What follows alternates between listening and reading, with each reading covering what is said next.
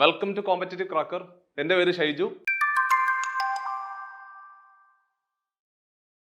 അപ്പൊ ഞാൻ ഇന്ന് നിങ്ങളുടെ മുമ്പിൽ വന്നിരിക്കുന്നത്, നമുക്കറിയാം 2025 എന്ന് പറയുന്ന വർഷം കേരള PSC ഒരുപാട് നോട്ടിഫിക്കേഷൻ ആണ് നമ്മുടെ മുമ്പിലേക്ക് വെച്ചത്.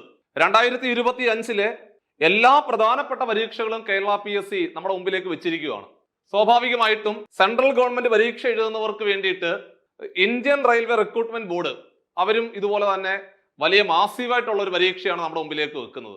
അതായത് നമ്മുടെ ഇന്ത്യ ഗവൺമെന്റിന്റെ കീഴിൽ നടത്തുന്ന ഏറ്റവും വലിയ മത്സര പരീക്ഷയാണ് RRB നടത്തുന്ന ഗ്രൂപ്പ് ഡി പരീക്ഷകൾ. സോ ഗ്രൂപ്പ് ഡി പരീക്ഷകൾ എന്ന് പറഞ്ഞു കഴിഞ്ഞാല് ലെവൽ 1 പരീക്ഷകളാണ്. അതായത് തുടക്കത്തില് റെയിൽവേയിലേക്ക് ജോലി നോക്കുന്ന ആളുകള് തുടക്കത്തിൽ ആദ്യമായിട്ട് കയറുന്ന ഒരു പോസ്റ്റാണ് ലെവൽ 1 പോസ്റ്റുകൾ. അതാണ് നേരത്തെ ഗ്രൂപ്പ് ഡി എന്നുള്ള പേരിൽ അറിയപ്പെടുകയും ഇപ്പോൾ അത് ലെവൽ 1 പോസ്റ്റുകളായിട്ടാണ് അറിയപ്പെടുന്നത്. വലിയ മാസീവായിട്ടുള്ള റിക്രൂട്ട്മെന്റ് ആണ്. അതായത് ഇന്ത്യയിൽ നടത്തുന്ന ഏറ്റവും വലിയൊരു റിക്രൂട്ട്മെന്റ് എന്ന് വേണമെങ്കിൽ പറയാവുന്നതാണ്. ഏകദേശം നിലവില് 32,438 ഒഴിവുകളാണ് നമുക്ക് ഇപ്പോൾ നിലവിലുള്ളത്. അതായത് മാത്രമല്ല, ഈ 32,438 ഒഴിവുകൾ എന്ന് പറയുമ്പോൾ കഴിഞ്ഞ വർഷത്തെയും അതേപോലെ അതിനു മുമ്പത്തെയും നോട്ടിഫിക്കേഷൻസ് പരിശോധിക്കുകയാണെങ്കിൽ ഏകദേശം 10% മുതൽ 20% വരെ ഉള്ള ഒഴിവുകൾ കൂടി നമുക്ക് ഇതിനകത്തേക്ക് റിപ്പോർട്ട് ആവും.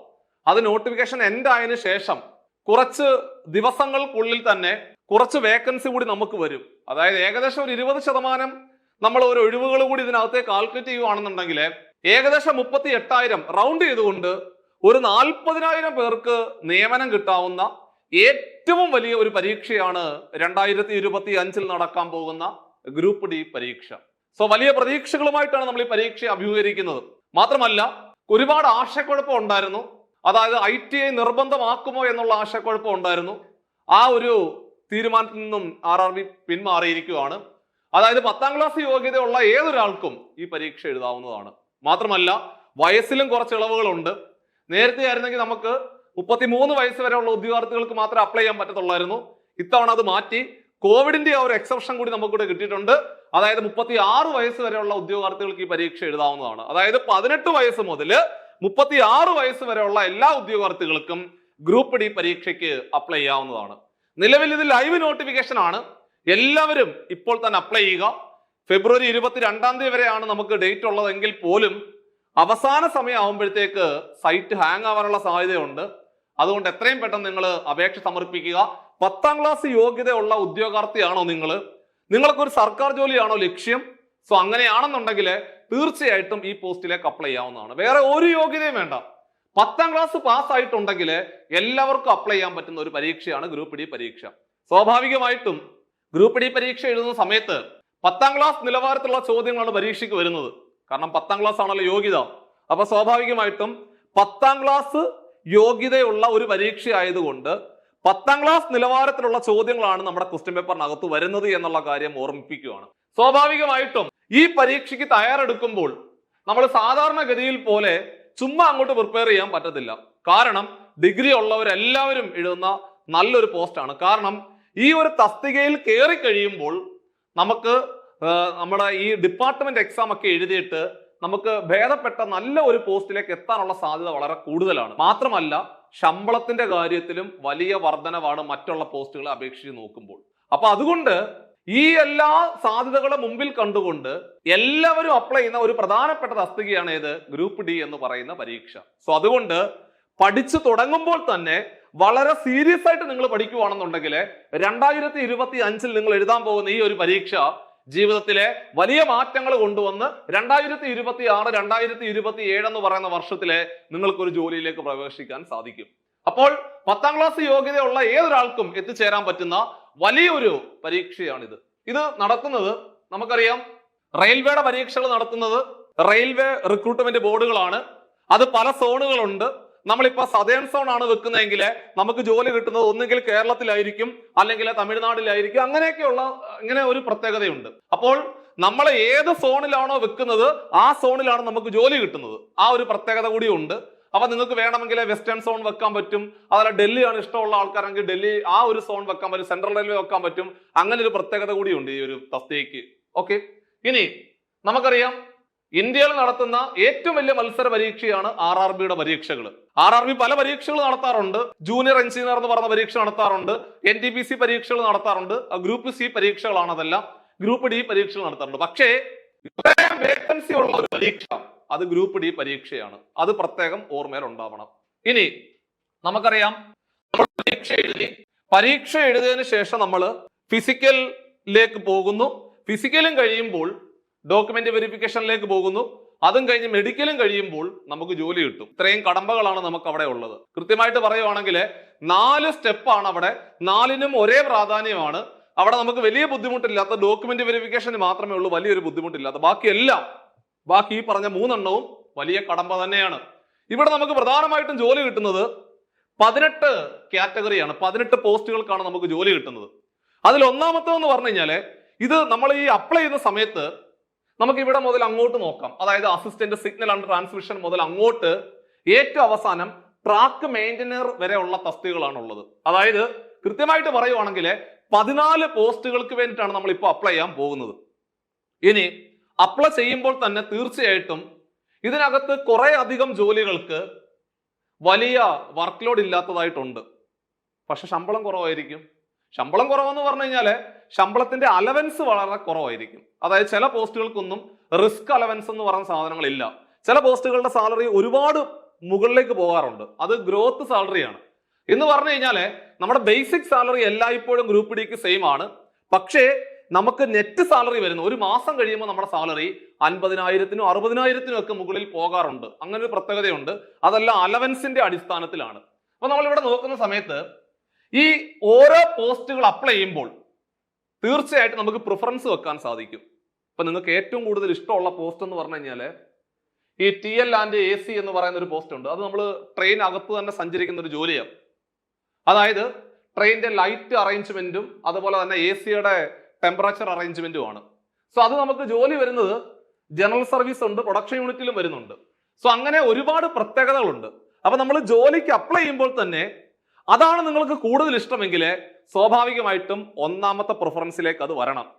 സോ അപ്പോൾ ഇതൊന്ന് കൃത്യമായിട്ട് നമ്മൾ ഏത് പോസ്റ്റിനാണ് നിങ്ങൾ ആദ്യം പ്രിഫറൻസ് കൊടുക്കേണ്ടത്. അപ്പൊ നമ്മൾ പുതിയൊരു വീഡിയോ ചെയ്യുന്നുണ്ട്. അതായത് പോസ്റ്റ് പ്രിഫറൻസ് എന്ന് പറയുന്നൊരു വീഡിയോ ചെയ്യുന്നുണ്ട്.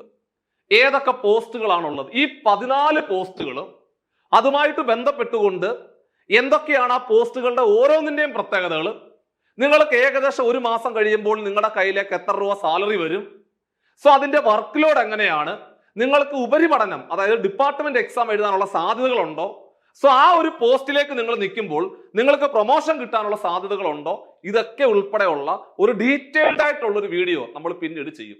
അതുകൂടി കണ്ടതിന് ശേഷം മാത്രമേ നിങ്ങൾ അപ്ലൈ ചെയ്യാവുള്ളൂ. അത് ഉടനെ തന്നെ അപ്ലോഡ് ചെയ്യും. ആ വീഡിയോ നിങ്ങൾ കണ്ടു നോക്കുക. അത് കണ്ടു നോക്കുമ്പോൾ തന്നെ നിങ്ങൾക്ക് ഇതിനകത്ത് അറിയാൻ പറ്റും ഏത് പോസ്റ്റ് ആണ് ആദ്യം വെക്കേണ്ടത്. പ്രിഫറൻസ് നോക്കിയിട്ട് 1, 2, 3, 4, 5, 6 അങ്ങനെ പ്രിഫറൻസ് കൊടുക്കേണ്ടി വരും. അതൊന്ന്. 2, നിങ്ങളൊരു ലേഡി ആയിരിക്കാം, നിങ്ങൾക്ക് കേരളത്തിലായിരിക്കും നിങ്ങൾ ജോലി ആഗ്രഹിക്കുന്നത്. അപ്പൊ സ്വാഭാവികമായിട്ടും ഇതിനകത്ത് എല്ലാ ജോലികളും, ഈ 14 ജോലികളും കേരളത്തിൽ കിട്ടാനുള്ള സാധ്യത വളരെ കുറവാണ്. ചിലതൊന്നും നമുക്ക് ഇവിടെ ഇല്ല. കാരണം വർക്ക്ഷോപ്പുകൾ കേരളത്തിൽ കുറവായതുകൊണ്ട് സോ വർക്ക്ഷോപ്പ് വരുന്ന ജോലികളൊന്നും കേരളത്തിൽ കിട്ടാനുള്ള സാധ്യത കുറവ്. അതായത് ഈ വർക്ക്ഷോപ്പിൽ അസിസ്റ്റന്റ് എന്ന് പറയുന്ന ഈ ഒരു തസ്തിക ഉണ്ടല്ലോ, അത് കേരളത്തിൽ ജോലി കിട്ടാനുള്ള സാധ്യത വളരെ കുറവാണ്.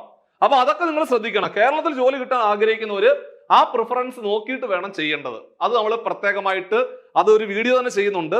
പിന്നെ ഏത് സോണാണ് വെക്കേണ്ടത് എന്നുൾപ്പെടെയുള്ള കംപ്ലീറ്റ് വീഡിയോ ഇതിന്റെ പുറകിൽ വരുന്നുണ്ട്. അത് നിങ്ങൾ പ്രത്യേകം ശ്രദ്ധിക്കുക. ഇന്നത്തെ നമ്മുടെ ക്ലാസ്സിന്റെ ലക്ഷ്യം അല്ലെങ്കിൽ ഇന്നത്തെ നമ്മുടെ വീഡിയോയുടെ ലക്ഷ്യം എന്ന് പറഞ്ഞു കഴിഞ്ഞാല് 10ാം ക്ലാസ് യോഗ്യത ഉള്ള ഒരു വ്യക്തിക്ക് ചെന്നെത്തിച്ചേരാവുന്ന അല്ലെങ്കിൽ എത്തിപ്പെടാവുന്ന ഏറ്റവും നല്ല ഒരു സെൻട്രൽ ഗവൺമെന്റ് ജോലിയാണ് ഗ്രൂപ്പ് ഡി പരീക്ഷ. അതുമായിട്ട് ബന്ധപ്പെട്ടുകൊണ്ട് അതിന്റെ സാധ്യതകളെ കുറിച്ചാണ് നമ്മൾ ഇന്നത്തെ ക്ലാസ്സിൽ പറയുന്നത്. ഓക്കെ, ഇനി എന്തൊക്കെ തസ്തികളാണ്, എന്തൊക്കെ പോസ്റ്റുകളാണെന്നുള്ള കാര്യം പറഞ്ഞു. ഒരുപാട് മാറ്റങ്ങളുണ്ട്, കഴിഞ്ഞ തവണത്തെക്കാളും ഒരുപാട് മാറ്റങ്ങളുണ്ട്. ഈ 14 പോസ്റ്റുകളാണ് നമുക്ക് നിലവിലുള്ളത്. ഇതിനകത്തേക്കാണ് നമ്മൾ ആപ്ലിക്കേഷൻ കൊടുക്കേണ്ടത്. അതേപോലെ ഇത് 28ാം തീയതി വന്ന ഒരു ഗസറ്റ് നോട്ടിഫിക്കേഷൻ ആയിരുന്നു. അതേപോലെ പബ്ലിഷ് ചെയ്തത് 22ാം തീയതിയാണ് പബ്ലിഷ് ചെയ്തത്.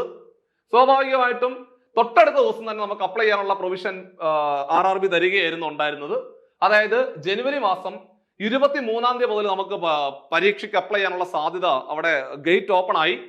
ഇനി 22ാം തീയതി വരെയാണ് നമുക്ക് അപ്ലൈ ചെയ്യാൻ പറ്റുന്നത് കേട്ടോ.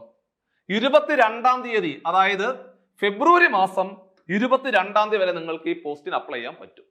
സോ 22 ശേഷമാണ് നമ്മൾ പേയ്മെന്റ് അടക്കുകയൊക്കെ ചെയ്യുന്നത്. സോ ഇതിനൊരു ചെറിയ ഫീസ് ഒക്കെ ഉണ്ട്. ആ ഫീസില് നിങ്ങൾക്ക് തിരിച്ച് റിട്ടേൺ വരും. ആ ഫീസിന്റെ ഒരു നല്ലൊരു ശതമാനം തിരിച്ച് റിട്ടേൺ ഒക്കെ തരും. അതൊക്കെ നമ്മൾ പിന്നീട് സംസാരിക്കാം. അപ്പൊ ചുരുക്കി പറഞ്ഞാൽ 22 വരെ നമ്മൾ കാത്തിരിക്കാൻ പാടില്ല. ഇതിന്റെ പുറകിന് വരുന്ന, അതായത് ഏത് പോസ്റ്റിനാണ് നിങ്ങൾ പ്രിഫറൻസ് കൊടുക്കേണ്ടത്, ഏത് സോണാണ് വെക്കേണ്ടത്, കേരളത്തിലാണ് ജോലി ആഗ്രഹിക്കുന്നതെങ്കിൽ നിങ്ങൾ ഏതൊക്കെയാണ് നോക്കേണ്ടത് എന്നുൾപ്പെടെയുള്ള കാര്യങ്ങൾ, ഇതിന്റെ ഡീറ്റെയിൽഡ് ആയിട്ടുള്ള കാര്യങ്ങൾ അടുത്ത വീഡിയോയിൽ നമ്മൾ ഉൾപ്പെടുത്തുന്നുണ്ട്. ഓക്കെ, ഇനി നമുക്കറിയാം ഇവിടെ മക്കളെ ശമ്പളം വരുന്നത് ബേസിക് പേ എന്ന് പറഞ്ഞാൽ 18,000 കണ്ടോ, 18,000 രൂപയാണ് ബേസിക് ആയിട്ട് വരുന്നത്. അതായത് ഗ്രൂപ്പ് ഡി ജോലിക്കാരന് തുടക്കത്തിൽ അവന്റെ ബേസിക് പേ എന്ന് പറഞ്ഞു കഴിഞ്ഞാല് 18,000 ആണ്. അതിന്റെ ഏകദേശം ഇത്ര ശതമാനം 56% ആണെന്ന് തോന്നുന്നു. അതുകൂടി ഡി എ ആയിട്ട് വരുന്നുണ്ട്. പിന്നെ നമുക്ക് ഹൗസ് റെന്റ് അലവൻസ് വരുന്നുണ്ട്, അതുപോലെ തന്നെ യാത്രാ അലവൻസ് വരുന്നുണ്ട്. ഇതെല്ലാം കൂടെ ചേർന്ന് വരുമ്പോൾ നമ്മുടെ സാലറി എത്ര വരും എന്നറിയാം. അതായത് 30,000 മുകളിലേക്ക് എന്തായാലും നമ്മുടെ സാലറി പോകും. 30,000 മുതൽ അങ്ങോട്ട് പ്രതീക്ഷിക്കാം. 30,000-നും 35,000-നും ഇടയിലാണ് നമ്മുടെ ഇപ്പോഴത്തെ സാലറി. അതായത് ഇപ്പോൾ നിങ്ങൾ ഗ്രൂപ്പ് ഡി ആയിട്ട് ജോലിക്ക് കയറുവാണെങ്കിൽ നിങ്ങളുടെ കയ്യിൽ എന്തായാലും 30,000 രൂപയ്ക്ക് മുകളിൽ നിങ്ങളുടെ കയ്യിലേക്ക് വരും. അത് ഉറപ്പാണ്. സോ അതാണ് ഇതിനകത്ത് ഏത് പോസ്റ്റ് ആണെങ്കിലും, അതായത് ഈ പറഞ്ഞിരിക്കുന്ന ഏത് പോസ്റ്റ് ആണെങ്കിലും, ഈ പറഞ്ഞിരിക്കുന്ന 14 പോസ്റ്റിൽ നിങ്ങൾക്ക് ഏതിനകത്ത് ജോലി കിട്ടിയാലും നിങ്ങളുടെ ശമ്പളം വരുന്നത് ഏറ്റവും കുറഞ്ഞത് 30,000-ന് മുകളിലേക്ക് വരും. ഇനി അതിനകത്ത് റിസ്ക് അലവൻസ് ഉള്ള കുറച്ച് ജോലികളുണ്ട്. അതായത് ട്രാക്ക് മെയിൻ്റെനർ എന്ന് പറയുന്ന ഈ ഒരു ജോലി ഉണ്ടല്ലോ, അത് എഞ്ചിനീയറിംഗ് ഡിപ്പാർട്ട്മെന്റാണ്. അതിന് കുറച്ച് റിസ്ക് അലവൻസ് ഉണ്ട്. ഏകദേശം ഒരു 4,000 രൂപയുടെ റിസ്ക് അലവൻസ് ഉണ്ട്. പിന്നെ അത് മാത്രമല്ല യാത്രാ ചെലവുണ്ട് നമുക്ക്. അപ്പൊ അതെല്ലാം കൂടെ ചേരുമ്പോഴത്തേക്ക് ഏകദേശം എങ്ങനെ പോയാലും 34,000 35,000 രൂപയിലേക്ക് എത്താറുണ്ട്. പിന്നെ ബാക്കിയുള്ള ഒരുപാട് അലവൻസുകൾ നിങ്ങൾക്ക് അവിടെ ഉണ്ട്. നമ്മൾ എന്തൊക്കെയാണ് അലവൻസസ് എന്നുള്ള കാര്യം അത് പ്രത്യേകമായിട്ടൊരു വീഡിയോ ചെയ്യുന്നുണ്ട്. ഓക്കെ, ചുരുക്കി പറഞ്ഞാല് ഇത് 7th പേ കമ്മീഷൻ ആണ് കേട്ടോ. ഇപ്പൊ നമ്മുടെ കേന്ദ്ര ഗവൺമെന്റ് പുതിയ പേ കമ്മീഷൻ ഒരു 3-4 മാസത്തിനുള്ളിൽ പ്രഖ്യാപിക്കും എന്നുള്ള കാര്യം കൃത്യമായിട്ട് പറഞ്ഞിട്ടുണ്ട്. അതായത് 2026 പുതിയ പേ കമ്മീഷൻ നിലവിൽ വരും. 2016 വന്നത് 2026. ഓരോ 10 വർഷം കൂടുമ്പോഴും പുതിയ പേ കമ്മീഷൻ നിലവിൽ വരും. അപ്പൊ 2026 പുതിയ പേ കമ്മീഷൻ നിലവിൽ വന്നു കഴിഞ്ഞാല് നിങ്ങളുടെ സാലറി എന്തല്ലോ ഈ 18,000 ഈ ബേസിക് പേ മാറും. അത് മാറിയിട്ട് ഏകദേശം ഒരു 2.4 കൊണ്ടാണ് അത് ഗുണിക്കേണ്ടത്.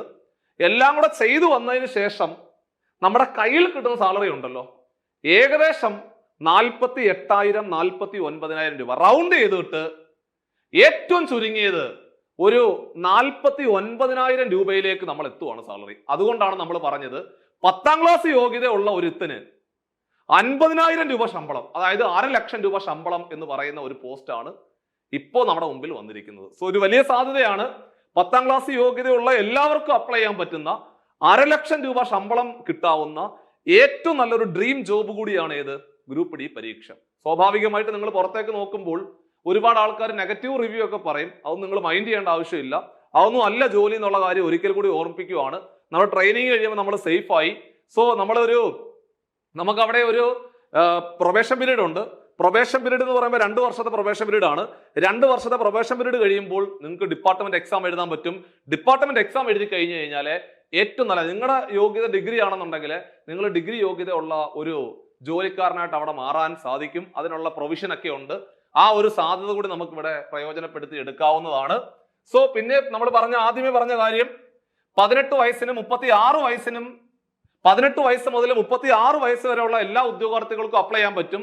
ഇത് കോവിഡിന്റെ ഏജ് റിലാക്സേഷൻ ആണ്. അതിനുശേഷം ഒരു 3 വർഷം 5 വർഷം അല്ലാതെ വയസ്സിളവുണ്ട്. OBC കാറ്റഗറിയിൽപ്പെട്ടവർക്ക് 3 വർഷത്തെ ഇളവും, അതേപോലെ SC ST കാറ്റഗറിയിൽപ്പെട്ടവർക്ക് 5 വർഷത്തെ ഇളവും ഉണ്ട്. 39-41 ആയിട്ട് മാറി. ചുരുക്കി പറഞ്ഞാല് OBC കാറ്റഗറിയിൽപ്പെട്ട ഒരു ഉദ്യോഗാർത്ഥി അവന് 39 വയസ്സുണ്ടെങ്കിൽ പോലും അവന് ഇതിന് അപ്ലൈ ചെയ്യാൻ സാധിക്കും. അതാണ് മറ്റൊരു പ്രത്യേകത. സോ സാധ്യതകൾ ഏറ്റവും ഭംഗിയായിട്ട് പ്രയോജനപ്പെടുത്തിക്കൊണ്ട് 2025 കളർഫുൾ ആക്കുവാനുള്ള ഏറ്റവും വലിയൊരു സുവർണ അവസരമാണ് ഗ്രൂപ്പ് ഡി എന്ന് പറയുന്ന പരീക്ഷ. RRB നിങ്ങൾക്ക് വേണ്ടി വെച്ചിരിക്കുന്ന വലിയൊരു മത്സര പരീക്ഷയാണ്. നിങ്ങൾക്ക് നേടിയെടുക്കാൻ പറ്റും. കൃത്യമായ പഠനത്തിലൂടെ മുമ്പോട്ട് പോവുകയാണെങ്കിൽ പരീക്ഷ നേടിയെടുക്കാൻ സാധിക്കും. ഇനി അവിടെ ഓർത്തിരിക്കേണ്ടത് ഇത്രയും കാര്യങ്ങളാണ്. അതായത് നേരത്തെ ആയിരുന്നെങ്കിൽ 33 വയസ്സ് വരെ ഉള്ളവർക്കായിരുന്നു അപ്ലൈ ചെയ്യാൻ പറ്റുന്നത്. ഇപ്പൊ അത് മാറ്റിയിട്ട് 36 വയസ്സാക്കിയിട്ടുണ്ട് പുതിയ നോട്ടിഫിക്കേഷനകത്ത് കേട്ടോ. അത് പ്രത്യേകം ശ്രദ്ധിക്കണം. അത് എല്ലാ തവണയും നമുക്ക് ആ ഒരു സാധ്യത കിട്ടത്തില്ല. അടുത്ത നോട്ടിഫിക്കേഷൻ വരുമ്പോഴത്തേക്ക് പഴയതുപോലെ തന്നെ 18 വയസ്സ് മുതൽ 33 വയസ്സ് വരെയുള്ള ഉദ്യോഗാർത്ഥികൾക്ക് മാത്രമേ അപ്ലൈ ചെയ്യാൻ പറ്റത്തുള്ളൂ. ആ ഒരു സാധ്യതയിലേക്ക് മാറും. അപ്പൊ നമുക്ക് ഇപ്പോൾ കിട്ടുന്ന ഒരു സാധ്യത ഉണ്ടല്ലോടാ, അത് മാക്സിമം പ്രയോജനപ്പെടുത്തുക. ഓരോ സാധ്യതകളും നിങ്ങൾ പ്രയോജനപ്പെടുത്തിക്കൊണ്ട് മുമ്പോട്ട് പോകുന്നതാണ് ചെയ്യേണ്ടത്. അതേപോലെ തന്നെ SC ST കാറ്റഗറിയിൽപ്പെട്ട ഉദ്യോഗാർത്ഥികൾക്ക് 84 അതായത് 1984 മുതൽ ജനിച്ച ആൾക്കാർക്ക് ഇതിനകത്തേക്ക് അപ്ലൈ ചെയ്യാൻ പറ്റും. അതേപോലെ OBC നോൺ ക്രീമി ലെയർ കാറ്റഗറിയിൽപ്പെട്ട ഉദ്യോഗാർത്ഥികൾക്കാണെങ്കിൽ 86 വയസ്സ് മുതൽ ഇങ്ങോട്ടുള്ളവർക്ക് അപ്ലൈ ചെയ്യാവുന്നതാണ്. അതേപോലെ അൺറിസർവ്ഡ് ആയിട്ടുള്ള ഉദ്യോഗാർത്ഥികൾ, അതേപോലെ തന്നെ എക്കണോമിക്കലി വീക്കർ സെക്ഷൻ, അവർക്കെല്ലാവർക്കും 1989 മുതൽ ഇങ്ങോട്ട് ജനിച്ച ആളുകൾക്കെല്ലാം അപ്ലൈ ചെയ്യാവുന്നതാണ്. സോ 89 മുതൽ ജനിച്ച എല്ലാ ആൾക്കാർക്കും അപ്ലൈ ചെയ്യാം. അവരിപ്പം റിസർവേഷൻ ഇല്ലെങ്കിൽ കൂടി അപ്ലൈ ചെയ്യാം.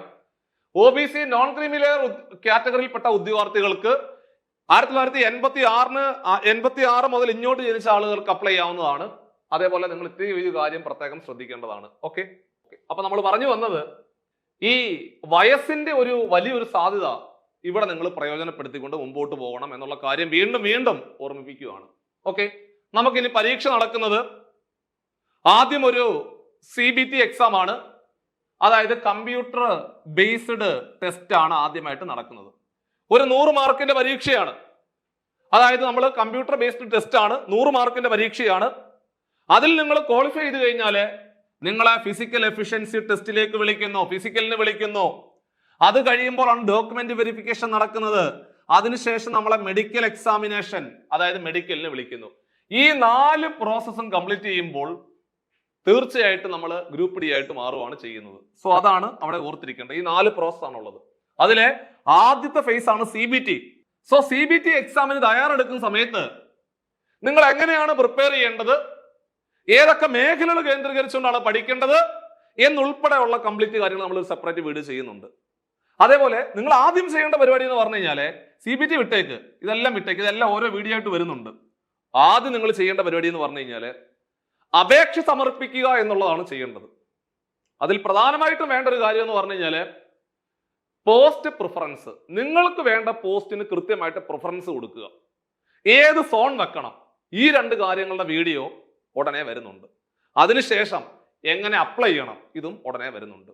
സോ അതുകൊണ്ട് ഈ 3 വീഡിയോ കണ്ടതിന് ശേഷം എത്രയും പെട്ടെന്ന് അക്ഷയ കേന്ദ്രത്തിൽ പോയിട്ട് നിങ്ങൾ ഇത് അപ്ലൈ ചെയ്യുക. അക്ഷയ കേന്ദ്രത്തിൽ പോവുകയാണെന്നുണ്ടെങ്കിൽ നമുക്ക് വലിയ ബുദ്ധിമുട്ടില്ലാതെ ഈ പരിപാടി ഒരു മണിക്കൂറിനുള്ളിൽ അവസാനിപ്പിക്കാൻ സാധിക്കും. കാരണം കുറച്ച് ഫോട്ടോ ഉണ്ട്, ഡോക്യുമെന്റ് കുറെ ഉണ്ട്, നമുക്ക് ഇതിനകത്ത് അപ്ലോഡ് ചെയ്യാൻ ഡോക്യുമെന്റ്സ് ഉണ്ട്. സോ അതൊക്കെ ഒരു 1 അവറിനുള്ളിൽ തന്നെ അവരത് ചെയ്ത് ഭംഗിയാക്കി നിങ്ങളുടെ കയ്യിലേക്ക് തരും. അപ്പൊ അതിനകത്ത് അധികം സമയം കളഞ്ഞ് നിങ്ങൾ വെറുതെ പോകേണ്ട ആവശ്യമില്ല. ഇനി നമ്മൾ CBTയിലേക്ക് വരുന്ന സമയത്ത് 1.5 മണിക്കൂറിന്റെ ഒരു പരീക്ഷയാണ് കേട്ടോ. 1.5 മണിക്കൂറിന്റെ ഒരു പരീക്ഷയാണ്. അതായത് 90 മിനിറ്റ്. അവിടെ സയൻസ് 25 മാർക്കുണ്ട്, മാത്സ് 25 മാർക്കുണ്ട്, റീസണിങ് 30 മാർക്കുണ്ട്, അതേപോലെ കറണ്ട് അഫയേഴ്സും ജനറൽ അവയർനെസ്സും 20 മാർക്ക്. അങ്ങനെ 100 മാർക്കിന്റെ ഒരു multiple choice question level MCQ level പരീക്ഷയാണ് നിങ്ങൾ ഫേസ് ചെയ്യുന്നത്. നിങ്ങൾക്ക് സത്യം പറഞ്ഞു കഴിഞ്ഞാലേ, അതായത് റീസണിങ്ങും കണക്കും മാത്സും റീസണിങ്ങും അറിയാമെങ്കിൽ കണ്ടോ അവിടെ തന്നെ ഏകദേശം 55 മാർക്കായി. ചുരുക്കി പറഞ്ഞാലേ ഈ റീസണിങ് ഉണ്ടല്ലോ, റീസണിങ്ങും മാത്സും കൂടെ നോക്കിയാൽ തന്നെ 55 മാർക്കായി. അതിന്റെ കൂടെ ഇവിടുന്ന് ഒരു 25 സയൻസും കൂടെ പഠിച്ചാൽ ഉണ്ടല്ലോ 80 മാർക്കായി. ഈ ഒരു 3 ഭാഗം നോക്കുമ്പോൾ തന്നെ നിങ്ങൾ പരീക്ഷ ക്ലിയർ ചെയ്യും. കണ്ടോ, അതായത് ചുരുക്കി പറഞ്ഞാല് കണക്കും സയൻസും വൃത്തിയായിട്ട് പഠിക്കാവുന്നുണ്ടെങ്കിൽ ഈ പരീക്ഷ നിങ്ങൾക്ക് ക്ലിയർ ചെയ്യാൻ സാധിക്കും. സോ അതുകൊണ്ട് വലിയൊരു കാടടച്ചുള്ള ഒരു പഠനത്തിലേക്ക് പോകേണ്ട ആവശ്യമില്ല. കൃത്യമായിട്ട് ഈ സിലബസ് നോക്കിയിട്ട് സിലബസിന്റെ ഹാർഡ് കോപ്പി എടുത്ത് വെച്ചിട്ട് ഓരോ ടോപ്പിക്ക് വൃത്തിയായിട്ട് നിങ്ങൾ നോക്കി മുമ്പോട്ട് പോകണമെന്നുണ്ടെങ്കിൽ ഈ പരീക്ഷ സിമ്പിൾ ആയിട്ട് അടിച്ചെടുക്കാൻ സാധിക്കും. കാരണം അത്രയ്ക്ക് സിമ്പിൾ പരീക്ഷയാണ്. 10ാം ക്ലാസ് നിലവാരത്തിലുള്ള ചോദ്യങ്ങൾ മാത്രമേ ചോദിക്കത്തുള്ളൂ. പിന്നെ ഒരു കാര്യം എന്ന് പറഞ്ഞു കഴിഞ്ഞാൽ ഇത്തവണത്തെ പരീക്ഷ കുറച്ചുകൂടെ കോമ്പറ്റീഷൻ ഭയങ്കര കൂടുതലാണ്. സോ ആ കോമ്പറ്റീഷൻ വളരെ കൂടുതലായതുകൊണ്ട് നിങ്ങൾ ആ രീതിയിലുള്ള ഒരു പ്രിപ്പറേഷനും ആ രീതിയിലുള്ള ഒരു മാർക്ക് നിങ്ങൾ അവിടെ ഗെയിൻ ചെയ്യണം. ആ ഒരു കാര്യം നിങ്ങൾ വിട്ടുപോകാൻ പാടില്ല. ഇനി മാത്സിനകത്തേക്ക് വരുമ്പോൾ നമ്മൾ സാധാരണ കാണുന്ന ടോപ്പിക്കുകളാക്കി തന്നെയാണ്. നമ്പർ സിസ്റ്റം ഉണ്ട്, ബോർഡ് മാസ് ഉണ്ട്, ഡെസിമൽ ഉണ്ട്, ഫ്രാക്ഷൻ ഉണ്ട്. അതുപോലെ ചെറിയൊരു പോർഷൻ വരുന്നത് ഈ ട്രിഗണോമെട്രി, അതേപോലെ തന്നെ എലമെന്ററി സ്റ്റാറ്റിസ്റ്റിക്സ് എന്ന് പറയുന്ന ഭാഗം. ഇതൊക്കെ നമ്മൾ ആദ്യമായിട്ട് പഠിക്കുന്നതായിരിക്കാം. അല്ലാതെ ഒരു മത്സര പരീക്ഷയ്ക്ക് തയ്യാറെടുക്കുന്ന ഉദ്യോഗാർത്ഥികൾ സാധാരണ കാണുന്ന ടോപ്പിക്കുകളൊക്കെ തന്നെയാണ്. ഏതൊക്കെ? ഈ നമ്പർ സിസ്റ്റം ആണെങ്കിലും, ബോർഡ് മാസ് ആണെങ്കിലും, ഡെസിമൽ ആണെങ്കിലും, time and distance, simple interest, compound interest, age, square root, അതുപോലെ pipe and cistern, clock, calendar, ഇതെല്ലാം നമ്മൾ സ്ഥിരമായിട്ട് പഠിക്കുന്ന ചാപ്റ്ററുകളൊക്കെ തന്നെയാണ്. 25 മാർക്കിന്റെ ക്വസ്റ്റ്യൻ ആണ് മാത്സിനകത്ത് നിന്നുള്ളത്. 30 മാർക്കിന് റീസണിംഗ് ആണ്. സോ അവിടെ അനലോഗി ഉണ്ട്, ആൽഫബറ്റിക്കൽ ആൻഡ് നമ്പർ സീരീസ് ഉണ്ട്, കോഡിംഗ്, ഡീകോഡിംഗ് ഉണ്ട്, ബോർഡ് മാസുമായിട്ട് ബന്ധപ്പെട്ട ചോദ്യമുണ്ട്, വെൻ ഡയഗ്രം ഉണ്ട്, ജംബ്ലിംഗ് ഉണ്ട്, സില്ലോജിസം ഉണ്ട്, ഡിസിഷൻ മേക്കിംഗ് ഉണ്ട്, സിമിലാരിറ്റീസ് ഉണ്ട്, ഡിഫറൻസസ് ഉണ്ട്. ഇത്തരം നമ്മൾ സാധാരണ നമ്മുടെ RRB പരീക്ഷകൾ അല്ലെങ്കിൽ SSC പരീക്ഷകൾക്ക് തയ്യാറെടുക്കുന്ന സമയത്ത് ഒരു GD നിലവാരത്തിൽ ചോദിക്കുന്ന എല്ലാ റീസണിംഗ് ചോദ്യങ്ങളും തുടക്കം മുതലേ നിങ്ങൾ പഠിച്ചുകൊണ്ട് മുമ്പോട്ട് പോകണം. എന്തായാലും റീസണിങ്ങിന്റെ ഒരുപാട് യൂട്യൂബ് ക്ലാസ്സുകൾ തീർച്ചയായിട്ടും നമ്മുടെ ചാനലിൽ തന്നെ നമ്മൾ അപ്ലോഡ് ചെയ്യുന്നുണ്ട്. അപ്പൊ അതുകൊണ്ട് നിങ്ങൾ ഈ ചാനൽ കൃത്യമായിട്ട് ഫോളോ ചെയ്യുക. പരമാവധി ഫ്രീ കണ്ടന്റുകൾ ഇഷ്ടം പോലെ കിട്ടും നിങ്ങൾക്ക് ഇവിടുന്ന് തന്നെ. സോ അതുകൊണ്ട് റീസണിംഗ് ആണ് കൂടുതൽ നിങ്ങൾ കേന്ദ്രീകരിച്ചുകൊണ്ട് പഠിക്കേണ്ടത്. സയൻസിന്റെ കാര്യങ്ങളാണെങ്കിൽ നമുക്കിവിടെ CBSE പാഠപുസ്തകങ്ങൾ, അതായത് 10ാം ക്ലാസ് നിലവാരത്തിലുള്ള 10ാം ക്ലാസ് വരെയുള്ള CBSE പാഠപുസ്തകങ്ങൾ കേന്ദ്രീകരിച്ചുകൊണ്ടായിരിക്കും നിങ്ങളുടെ ചോദ്യങ്ങൾ വരുന്നത്. അതാണ് സയൻസിന്റെ അവസ്ഥ. പിന്നെ കറണ്ട് അഫേഴ്സും അതേപോലെ ജനറൽ അവയർനെസ്സും വരുന്നത് സാധാരണ സയൻസ് ആൻഡ് ടെക്നോളജി എന്ന് പറയുന്ന ഒരു ഭാഗമുണ്ട്. അതേപോലെ തന്നെ സ്പോർട്സ്, കൾച്ചർ, പേഴ്സണാലിറ്റീസ്, എക്കണോമിക്സ്, ഇതൊക്കെയാണ്. ഈ ഒരു മേഖലകൾ മാത്രമേ നിങ്ങൾ കേന്ദ്രീകരിച്ചുകൊണ്ട് പഠിക്കാൻ പാടുള്ളൂ. സിലബസിന്റെ ഡീറ്റെയിൽഡ് ആയിട്ടുള്ള സിലബസ് അവർ തന്നെ പുറത്തേക്ക് വിട്ടിട്ടുണ്ട്. അത് നമ്മൾ ഫ്രീ ഗ്രൂപ്പുകളിൽ ഷെയർ ചെയ്യുന്നുണ്ട്. സോ അതുകൊണ്ട് ഫ്രീ ഗ്രൂപ്പുകളിലെ പരമാവധി നമ്മുടെ ഫ്രീ ഗ്രൂപ്പുകളിൽ ജോയിൻ ചെയ്യുക. സോ മാക്സിമം കണ്ടന്റുകൾ നിങ്ങൾ കൃത്യമായിട്ട് ഗെയിൻ ചെയ്തെടുക്കുക എന്നുള്ളതാണ് ചെയ്യേണ്ടത്. ഇനി നിങ്ങൾ CBT പരീക്ഷ കൃത്യമായിട്ട് ക്ലിയർ ചെയ്ത് കഴിയുമ്പോൾ പിന്നെ നമുക്ക് വരുന്നത് ഫിസിക്കൽ എഫിഷ്യൻസി ടെസ്റ്റ് ആണ്. വലിയ ബുദ്ധിമുട്ടില്ലാതെ 1 മാസം കൊണ്ട് ക്രാക്ക് ചെയ്യാൻ പറ്റുന്ന ഒരു ഫിസിക്കൽ എഫിഷ്യൻസി ടെസ്റ്റ് ആണ്. അതായത് മെയിൽ കാൻഡിഡേറ്റ്സിന് 35 കിലോഗ്രാം വെയിറ്റ് എടുത്തുകൊണ്ട് 2 മിനിറ്റ് കൊണ്ട് 100 മീറ്റർ കവർ ചെയ്യുക, ഓടിക്കൊണ്ട് കവർ ചെയ്യണം. ഇത് ഒറ്റ ഒരു ടെസ്റ്റ് മാത്രമേ ഉള്ളൂ കേട്ടോ. ഈ ഒറ്റ ഒരു ഫിസിക്കൽ എഫിഷ്യൻസി ടെസ്റ്റ് മാത്രമേ ഉള്ളൂ. അതായത് നമ്മൾ അത് പ്രാക്ടീസ് ചെയ്യുന്നുണ്ട്. സാധാരണ ഒരു ചാക്കൊക്കെ എടുത്ത് ചാക്കിനകത്ത് മണ്ണൊക്കെ നിറച്ചുകൊണ്ട് നമ്മൾ ഓടാറുണ്ട് ഗ്രൗണ്ടിൽ. അത്രേ ഉള്ളൂ പരിപാടി. അത് വളരെ സിമ്പിൾ പരിപാടിയാണ്, വേറൊന്നും നിങ്ങൾക്കില്ല. ഈ വെയിറ്റ് താഴെ വെക്കാൻ പാടില്ല. വെയിറ്റ് താഴെ വെക്കാതെ 2 മിനിറ്റ് കൊണ്ട് 100 മീറ്റർ നിങ്ങൾ കവർ ചെയ്യുക. അതാണ് നിങ്ങളുടെ ദൗത്യം. 35 കിലോഗ്രാം വെയിറ്റ് ആണ്. ഇത് ഫീമെയിൽ കാൻഡിഡേറ്റിലേക്ക് പോകുമ്പോൾ അവർക്ക് 20 കിലോഗ്രാം എടുത്തോണ്ട് ഓടിയാൽ മതി. 20 കിലോഗ്രാം 2 മിനിറ്റ് കൊണ്ട് 100 മീറ്റർ നിങ്ങൾ ഓടി കവർ ചെയ്യുക എന്നുള്ളതാണ് ചെയ്യേണ്ടത്. സോ ഇത് മാത്രമേ ഉള്ളൂ കേട്ടോ. ഇതൊരു മാത്രമേ ഉള്ളൂ. സോ അതുകൊണ്ട് നിങ്ങൾ അതുകൂടി കൃത്യമായിട്ട് നോക്കി മുമ്പോട്ട് പോകേണ്ടതാണ്. തുടക്കത്തിലേ നോക്കേണ്ടതാണ് കേട്ടോ. അപ്പൊ അത് ഒന്നാമത്തതാണ്. പിന്നെ അതിന്റെ ബാക്കിയായിട്ട് വരുന്ന രണ്ടാമത്തെ ടെസ്റ്റ് എന്ന് പറഞ്ഞു കഴിഞ്ഞാൽ ആ സെയിം ഇത് തന്നെയാണ്. 1000 മീറ്റർ ആണ്. 1000 മീറ്റർ എന്ന് പറയുമ്പോൾ 1 കിലോമീറ്റർ ആണ്. അത് നമ്മൾ 4 മിനിറ്റ് 15 സെക്കൻഡ് കൊണ്ടാണ്, ഒറ്റ ചാൻസ് കൊണ്ട് ഓടിയെടുക്കേണ്ടതാണ്. ഇനി അവർക്കാകുമ്പോൾ ഫീമെയിൽ കാൻഡിഡേറ്റ്സ് ആകുമ്പോൾ 5 മിനിറ്റ് 40 സെക്കൻഡ് കൊണ്ട് 1000 മീറ്റർ ഓടി മാറേണ്ടതാണ്. സോ ഇത്തരത്തിൽ വരുന്ന 2 ഫിസിക്കൽ എഫിഷ്യൻസി ടെസ്റ്റുകൾ മാത്രമാണ് ഗ്രൂപ്പ് ഡിക്ക് ഉള്ളത്. ആദ്യം നമ്മൾ വെയിറ്റ് എടുത്തുകൊണ്ട് ഓടുന്നു, പിന്നെ 1 കിലോമീറ്റർ നമ്മൾ ഓടുന്നു. 1 കിലോമീറ്റർ ഓടാന് 4 മിനിറ്റ് 15 സെക്കൻഡ് ആണ് നമുക്ക് മെയിൽ കാൻഡിഡേറ്റ്സിന്. ഫീമെയിൽ കാൻഡിഡേറ്റ്സിന് 5 മിനിറ്റ് 40 സെക്കൻഡ് സമയമാണുള്ളത്. സോ അതുകൊണ്ട് അതാണ് നമ്മുടെ ഫിസിക്കൽ എഫിഷ്യൻസി ടെസ്റ്റിന്റെ പ്രത്യേകത. ഇനി സ്വാഭാവികമായിട്ടും പരീക്ഷയ്ക്ക് തയ്യാറെടുക്കുമ്പോൾ അതിന്റെ ബാക്കിയായിട്ട് വരുന്ന മറ്റടുത്ത ഇതാണ് നമ്മുടെ ഡോക്യുമെന്റ് വെരിഫിക്കേഷൻ. അത് പോട്ടെ, അതിനുശേഷം മെഡിക്കൽ എക്സാമിനേഷൻ വരുന്നു. സത്യം പറഞ്ഞു കഴിഞ്ഞാല് നിങ്ങൾ പ്രിപ്പയർ ചെയ്യുന്ന സമയത്ത് ഏറ്റവും ഭംഗിയായിട്ട് CBT പരീക്ഷയ്ക്ക് ഏറ്റവും ഭംഗിയായിട്ട് തയ്യാറെടുക്കുകയാണെന്നുണ്ടെങ്കിൽ നിങ്ങൾക്ക് നല്ല മാർക്ക് സ്കോർ ചെയ്യാൻ സാധിക്കും. ഈ നല്ല മാർക്ക് സ്കോർ ചെയ്യുന്നതോടുകൂടി എത്രയും പെട്ടെന്ന് ഫിസിക്കലിന് വേണ്ടി നിങ്ങൾ എന്ത് ചെയ്യുക, പ്രിപ്പയർ ചെയ്യുക. ഇതെല്ലാം ഒരു ചുരുങ്ങിയ കാലയളവ് കൊണ്ട് നടക്കേണ്ട കാര്യങ്ങളാണ്. കേരള PSC പോലെ നമുക്ക് ഒരുപാട് സമയം കിട്ടത്തില്ല. പരീക്ഷ എത്രയും പെട്ടെന്ന് ഉണ്ടാവും. അപ്പൊ അതുകൊണ്ട് 10ാം ക്ലാസ് യോഗ്യതയുള്ള ഉദ്യോഗാർത്ഥികൾക്കെല്ലാം നിങ്ങളുടെ അറിവില് 10ാം ക്ലാസ് പാസ്സായി 36 വയസ്സ് കഴിയാത്ത ആരെങ്കിലും ഉണ്ടെങ്കിൽ എല്ലാവരോടും പറയുക അപ്ലൈ ചെയ്യാൻ പറയുക. ഏകദേശം പുതിയ പരിഷ്കരണം, അതായത് പുതിയ ശമ്പള പരിഷ്കരണം വന്നു കഴിയുമ്പോൾ നിങ്ങളുടെ ശമ്പളം 50,000-ന് മുകളിലേക്ക് പോകും. അതിന്റെ ഡീറ്റെയിൽഡ് ആയിട്ടുള്ള വീഡിയോ നമ്മൾ പിന്നീട് ചെയ്യുന്നുണ്ട്. തൽക്കാലം നിങ്ങൾ ഒരു 50,000 രൂപയോളം ശമ്പളം ലഭിക്കാവുന്ന ഇന്ത്യ ഗവൺമെന്റ് കീഴിൽ കിട്ടാവുന്ന ഏറ്റവും നല്ലൊരു ജോലിയാണ് ഏത്? ഗ്രൂപ്പ് ഡി പരീക്ഷ.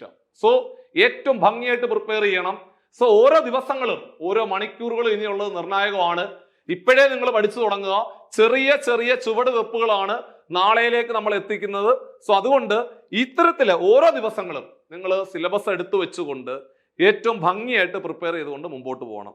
തീർച്ചയായിട്ടും നിങ്ങൾ പ്രിപ്പയർ ചെയ്യാൻ തീരുമാനിച്ചു കഴിയുമ്പോൾ ഇവിടെ വലിയൊരു ആശയക്കുഴപ്പം എന്ന് പറഞ്ഞു കഴിഞ്ഞാല് എന്താണ് പഠിക്കേണ്ടത്, എങ്ങനെയാണ് പഠിക്കേണ്ടത്, ഏതൊക്കെ മേഖലകൾ കേന്ദ്രീകരിച്ചുകൊണ്ടാണ് പഠിക്കേണ്ടത്, ഇങ്ങനെയൊക്കെ പഠിച്ചാൽ മതിയോ? നമ്മുടെ മുമ്പിൽ ഒരു മെന്ററിന്റെ സപ്പോർട്ട് ഉണ്ടെങ്കിൽ തീർച്ചയായിട്ടും പരീക്ഷകൾ എങ്ങനെയാണ് എഴുതേണ്ടത്, ഇതിന്റെ പരീക്ഷകൾ എങ്ങനെയാണ്, ഏതൊക്കെ രീതിയിലുള്ള പരീക്ഷകളാണ്, CBT ലെവലുള്ള പരീക്ഷകൾ എങ്ങനെ എഴുതണം, ഇതൊക്കെ ആശയക്കുഴപ്പമാണ്. സ്വാഭാവികമായിട്ടും നിങ്ങളുടെ എല്ലാ ആശങ്കകളും പരിഹരിക്കുവാൻ വേണ്ടിയിട്ട് ടീം കോമ്പറ്റേറ്റീവ് ക്രാക്കർ നമ്മൾ പുതിയ ഗ്രൂപ്പ് ഡിക്ക് വേണ്ടി പുതിയൊരു ചുവടുവെപ്പാണ്. നമ്മൾ PSCയിൽ നമ്മൾ വളരെ സജീവമാണ്. സോ SSC RRB പരീക്ഷകളിലേക്കുള്ള ആദ്യത്തെ ചുവടുവെപ്പാണ് ഗ്രൂപ്പ് ഡി പരീക്ഷ. അത് ഏറ്റവും ഭംഗിയായിട്ട് തന്നെ നിർവഹിക്കും. മാത്രമല്ല പരമാവധി ഉദ്യോഗാർത്ഥികളെ ഇത്തവണത്തെ ഗ്രൂപ്പ് ഡി പരീക്ഷയിലെ സർവീസിലേക്ക് എത്തിക്കുക എന്നുള്ള വലിയൊരു ലക്ഷ്യത്തിന്റെ ഭാഗമായിട്ട് നമ്മൾ പുതിയ ബാച്ച്, അതായത് ഗ്രൂപ്പ് ഡി പരീക്ഷയ്ക്ക് പരമാവധി ഉദ്യോഗാർത്ഥികളെ റിസൾട്ടിലേക്ക് എത്തിക്കുക എന്നുള്ള ലക്ഷ്യത്തോടു കൂടി നമ്മൾ പുതിയ ബാച്ചുകൾ സ്റ്റാർട്ട് ചെയ്തിട്ടുണ്ട്. സോ ആ ഒരു സാധ്യത കൂടി നിങ്ങൾക്ക് പ്രയോജനപ്പെടുത്തി എടുക്കാവുന്നതാണ്. സോ ആ ബോർഡ് നമ്പറിലെ കോൺടാക്ട് ചെയ്യാം. സോ ഇവിടെ കൃത്യമായിട്ട് ഓരോ ദിവസവും ലൈവ് ക്ലാസ്സുകൾ പ്രൊവൈഡ് ചെയ്യുന്നുണ്ട്. അതുപോലെ ആ ലൈവ് ക്ലാസ്സുകളുടെ ഡിസ്കഷൻ ഉണ്ടാവും. നിങ്ങളൊരു മെന്റർ കൃത്യമായിട്ട് ഓരോ കാര്യങ്ങൾ പറഞ്ഞു തരും. എന്താണ് പഠിക്കേണ്ടത്, എങ്ങനെയാണ് പഠിക്കേണ്ടത് എന്നുള്ള കാര്യം കൃത്യമായിട്ട് പറഞ്ഞു തരും. മോഡൽ എക്സാമുകൾ ഉണ്ടാവും, അതുപോലെ റിവിഷൻ എക്സാമുകൾ ഉണ്ടാവും, PDF നോട്ടുകൾ ഉണ്ടാവും. കൃത്യമായിട്ട് അത് മാത്രം ഫോക്കസ് ചെയ്തുകൊണ്ട് ഒരു കൃത്യമായ ഒരു ഫോക്കസ് നിങ്ങൾക്ക് അവിടെ കിട്ടും. സോ ആ രീതിയിൽ നിങ്ങൾ പഠിച്ച് മുമ്പോട്ട് പോവുകയാണെന്നുണ്ടെങ്കിൽ കൃത്യമായിട്ടൊരു 4-5 മാസത്തിനുള്ളിൽ പരീക്ഷയും കഴിയും. നമ്മൾ എന്തായാലും 2025 ഒരു നമുക്ക് സെൻട്രൽ ഗവൺമെന്റ് ജോലി നേടിയെടുക്കുക എന്നുള്ള ലക്ഷ്യം സൂപ്പറായിട്ട് അത് സാക്ഷാത്കരിക്കും. സോ അപ്പൊ അതുകൊണ്ട് ആ സാധ്യത കൂടി പ്രയോജനപ്പെടുത്തുക. തീർച്ചയായിട്ടും നമ്മൾ ഇന്നത്തെ ക്ലാസ് അല്ലെങ്കിൽ ഇന്നത്തെ ഈ ഒരു വീഡിയോ സെഷൻ ഇവിടെ അവസാനിപ്പിക്കുകയാണ്. ഇന്ന് നമ്മൾ പ്രധാനമായിട്ട് ഉദ്ദേശിച്ചത് 10ാം ക്ലാസ് യോഗ്യതയുള്ള ഒരു ഉദ്യോഗാർത്ഥിക്ക് ചെന്ന് എത്തിപ്പെടാവുന്ന ഏറ്റവും നല്ലൊരു സെൻട്രൽ ഗവൺമെന്റ് ജോലിയാണ് ഗ്രൂപ്പ് ഡി പരീക്ഷ. അതിന്റെ സാധ്യതകളെ കുറിച്ച് പറഞ്ഞു, എങ്ങനെയാണ് പ്രിപ്പയർ ചെയ്യേണ്ടെന്നുള്ള കാര്യം പറഞ്ഞു. ബാക്കിയുള്ള ഓരോ ഡീറ്റെയിൽഡ് ആയിട്ടുള്ള കാര്യങ്ങൾ നമ്മൾ എന്തൊക്കെയാണോ വീഡിയോയ്ക്കകത്ത് പറഞ്ഞിരിക്കുന്നത് അതിന്റെ ഡീറ്റെയിൽഡ് ആയിട്ടുള്ള ഓരോ സബ് വീഡിയോസ് ഇതിന്റെ പുറകിന് വരുന്നുണ്ട്. ചാനൽ സബ്സ്ക്രൈബ് ചെയ്യണം. പരമാവധി ഉദ്യോഗാർത്ഥികൾക്ക് നിങ്ങളെ ഫ്രണ്ട്സ്, അതായത് സീരിയസ് ആയിട്ട് ജോലി ആഗ്രഹിച്ചുകൊണ്ട് മത്സര പരീക്ഷകൾക്ക് തയ്യാറെടുക്കുന്ന 10ാം ക്ലാസ് പാസ്സായിട്ടുള്ള എല്ലാ ഉദ്യോഗാർത്ഥികൾക്കും നിങ്ങൾ ഈ വീഡിയോ ഷെയർ ചെയ്തെത്തിക്കുക. മാക്സിമം ഫ്രീ ഗ്രൂപ്പുകൾ ഉണ്ടാവും നമുക്കിവിടെ. സോ അതിന്റെ ലിങ്കുകൾ താഴെ ഡിസ്ക്രിപ്ഷൻ ബോക്സിൽ ഉണ്ടാവും. സോ അതിനകത്തേക്ക് ജോയിൻ ചെയ്യുക. പരമാവധി നന്നായിട്ട് പഠിക്കുക. അടുത്തൊരു വീഡിയോ ആയിട്ട് നമുക്ക് വീണ്ടും കാണാം. So take care, by.